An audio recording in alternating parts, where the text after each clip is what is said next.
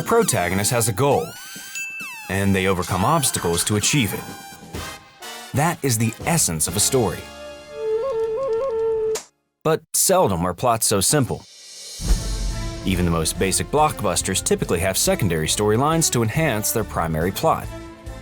These secondary storylines are called subplots, and they are a tool every screenwriter has to master.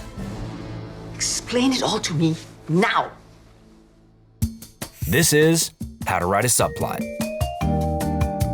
Before we begin weaving together storylines, subscribe to StudioBinder and enable notifications to stay up to date on all our videos.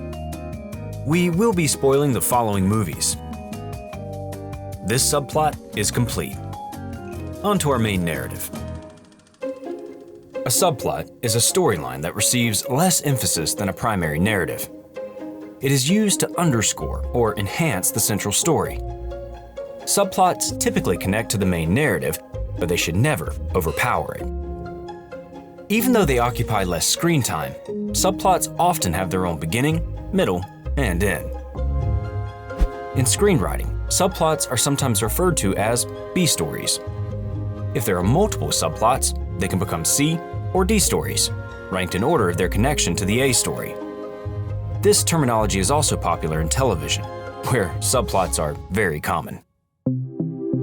Subplots can include the protagonist, or they can focus on secondary characters. Subplots are not to be confused with multi-plot stories, which follow several narratives but don't prioritize any of them. These are films like Magnolia or Love Actually.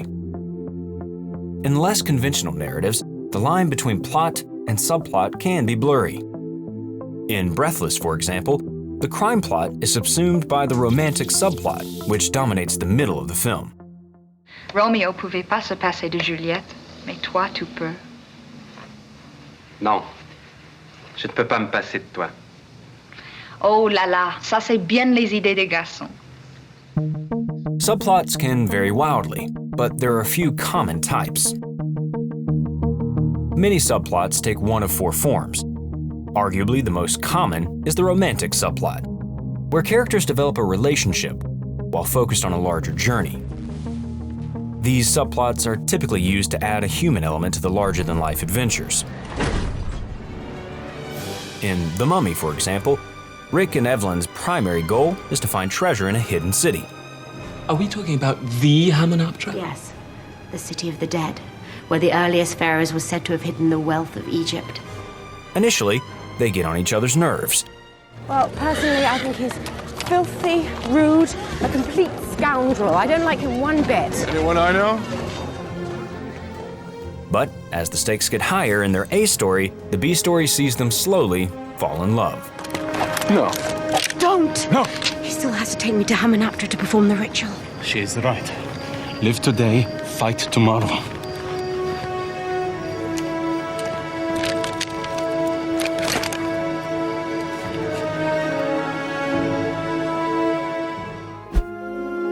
A romantic subplot doesn't need to include the protagonist. In The Empire Strikes Back, the memorable romantic storyline is between Han and Leia. I love you. I know. Another common B story is the expository subplot. This is a minor arc that explains a key element of the primary narrative. Often, it can take the form of a character's backstory. In Harry Potter and the Deathly Hallows Part 2, a major subplot revolves around Snape, revealing why he treats Harry the way he does and whose side he's really on. You must be the one to kill me, Severus. It is the only way. Only then will the Dark Lord trust you completely. This drastically alters our perception of the long-running subplot between Harry and Snape, which was assumed to be adversarial. In Inception, meanwhile, a subplot involving Cobb's backstory is slowly unfurled, explaining his true motivation. Do you think you can just build a prison of memories to lock her in? Do you really think that that's going to contain her? There is also the parallel subplot, which is a secondary story that mirrors the main plot. McLovin? What kind of a stupid name is that, Fogel? What, are you trying to be an Irish R&B singer? Superbad's McLovin embarks on a lengthy parallel subplot, going on a wild night of his own as Seth and Evan do the same. This structure allows for more jokes and characters to be fit into the single night. Empty the clip on it, man. Bail! Shotgun! Whoa! Shotgun! On the other end, there's the contrasting subplot, a secondary story that goes in a significantly different direction than the primary storyline. This can be a difference in tone, arc, or theme. In The Princess Bride, for example, the A-plot is the love story between Wesley and Buttercup. The B-story, meanwhile, follows Inigo Montoya's search for revenge. My name is Inigo Montoya. You killed my father. Prepare to die. The two stories have contrasting themes: the redemptive power of love and the corrosive effect of revenge. Just as a subplot can take many forms, it can also serve many purposes. So why use a subplot? Even though a subplot is typically separated from the primary narrative, it should still serve a function in the story as a whole. A subplot can be a great place for characterization. You never heard of the Curse of the Von Erichs? No. Really? No. In The Iron Claw, Kevin's romantic subplot with Pam allows us to see how the tragedy hitting his family is affecting his relationship with the family he's trying to start of his own. He is becoming paranoid and depressed. I don't want him to get it.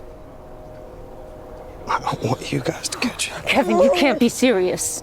I'm sorry. Just I'm sorry.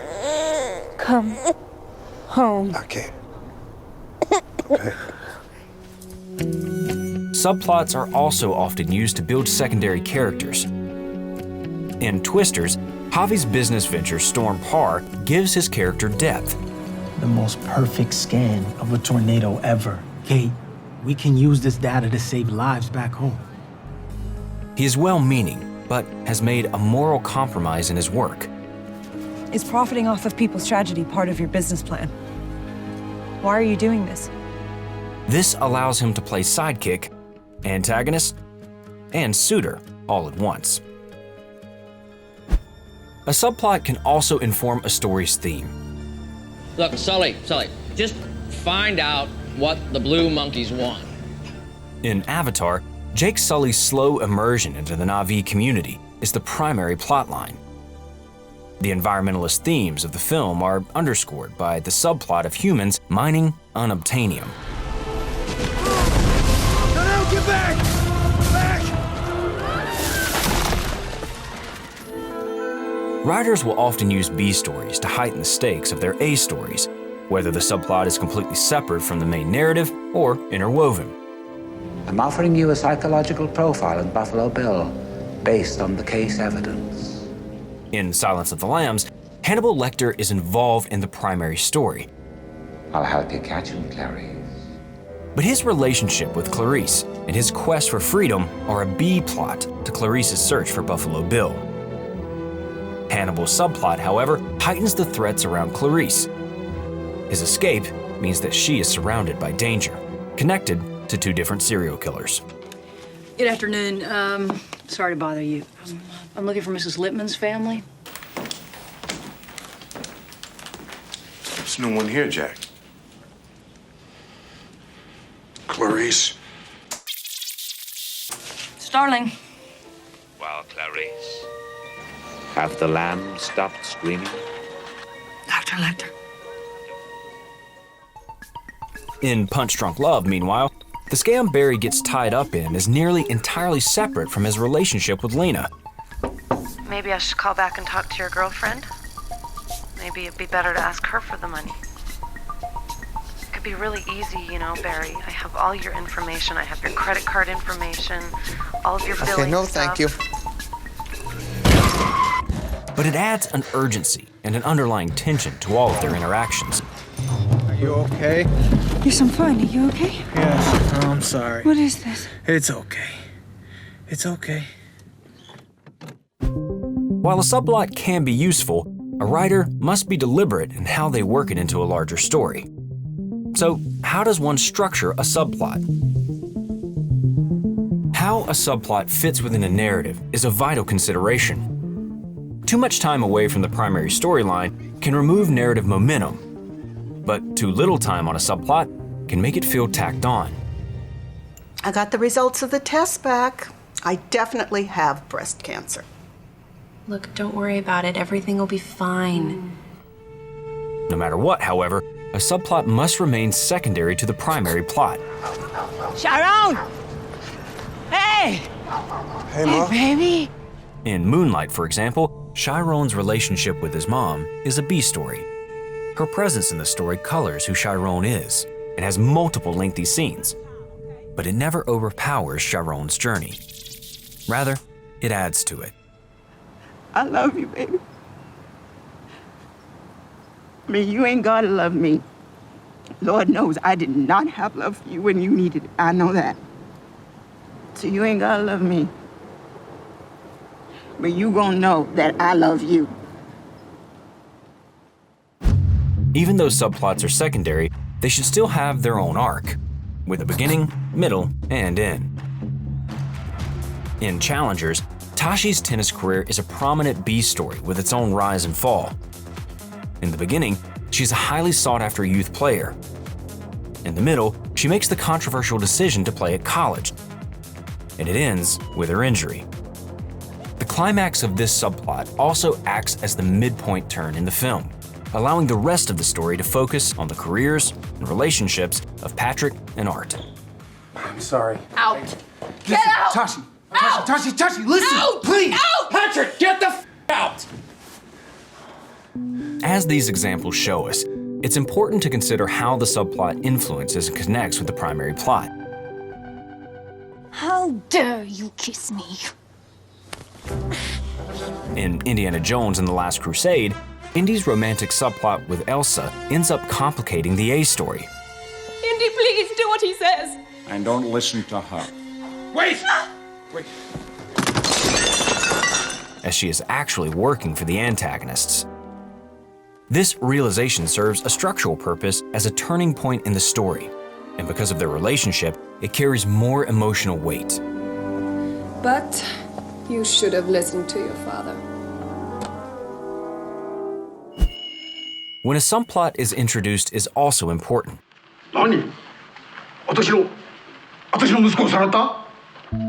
In Akira Kurosawa's High and Low, the B story following the criminal isn't introduced until halfway through the film.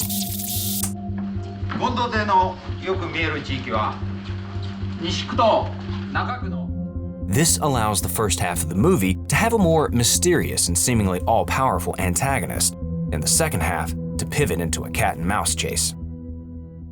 On the other hand, Shoshana's subplot in Inglourious Bastards begins in the very first scene. You're sheltering enemies of the state, are you not? Yes. This allows her tragic story to undergird the A-plot, while reminding us of the human toll of the occupation throughout the film. A subplot also plays a crucial role in pacing. A well-timed B story can slow down a narrative to create tension, or add lightness if the main story is methodical and dark. We are sitting on a field of victory, enjoying a few well-earned comforts. The Lord of the Rings trilogy expertly uses subplots to manipulate pacing. Peter Jackson and his team cut between storylines to create a dynamically timed narrative. This technique can perhaps be best seen in the series' big battle sequences. Rather than run through a battle in one go, Jackson gives the audience a breather by cutting away to other subplots. So it begins. In the Battle of Helm's Deep, which itself is a B story, Jackson cuts to the C story, Merry and Pippin's negotiations with Treebeard. This both adds tension, as it's unclear if the humans will overcome the orc onslaught, and also humor. We have just agreed.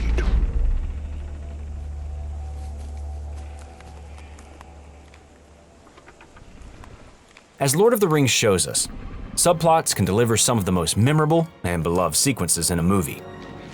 Gun knuckles for 8!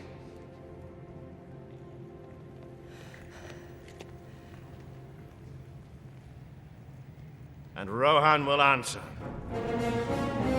Muster the Rohirrim! A great subplot elevates its primary narrative without outshining it, and feels like a logical extension of the story that interweaves seamlessly.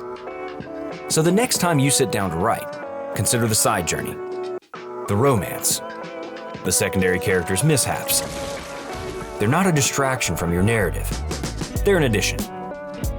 And speaking of sitting down and writing, why not get started on your next project with StudioBinder's pre-production software, from screenwriting to storyboarding.